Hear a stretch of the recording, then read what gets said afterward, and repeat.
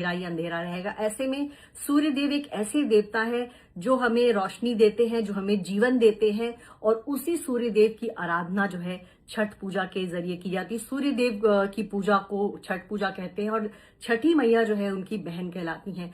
तो इसी वजह से सूर्य देव और उनकी बहन छठी मैया की पूजा बिहार में की जाती है, झारखंड में की जाती है, और पूर्वी उत्तर प्रदेश में ये पूजा की जाती है। लेकिन अब जहां जहां भी बिहार और झारखंड या फिर पूर्वी उत्तर प्रदेश के लोग हैं, वो अपनी इस परंपरा को अपने साथ ले गए हैं, और इसी वजह से जो है देश के सभी बड़े शहरों में जो है, चाहे कोलकाता हो, मुंबई हो, लखनऊ हो, यहाँ तक कि साउथ में भी जो है छठ पूजा देखने को मिल रहा है। और जगह जगह से तरह तरह के बहुत ही खूबसूरत छठ पूजा के वीडियोज सामने आ रहे हैं।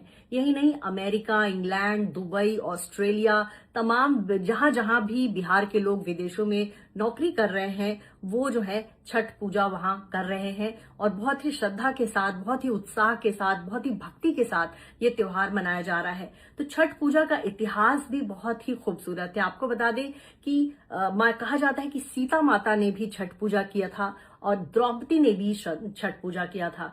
तो आपको ये बताएं कि त्रेता युग और द्वापर युग में भी छठ पूजा हुआ, और यही वजह है कि ये परंपरा सालों से चली आ रही है। और सीता माता जो है मिथिला की बेटी कहलाती थी, और कहा जाता है कि उन्होंने जब छठ पूजा किया तो बिहार के लोगों ने भी इस परंपरा को शुरू किया।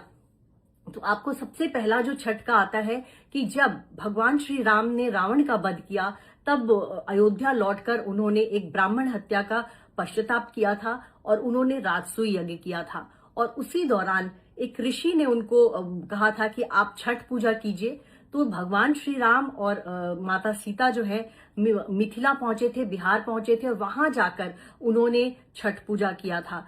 एक ऋषि के आश्रम में करीब 6 दिनों तक राम और सीता रहे, और सीता माता ने सूर्य देव को जल चढ़ाया था, श्री राम ने सूर्य देव को जल चढ़ाया था, और छठ पूजा किया था। ये पूजा श्री राम ने इसलिए किया था क्योंकि जब उन्होंने श्रीलंका में रावण के साथ युद्ध किया था तो रावण की हत्या हुई थी, और भी बहुत सारे लोगों की हत्या हुई थी। तो ऐसे में पश्चाताप के लिए उन्होंने ये पूजा की थी।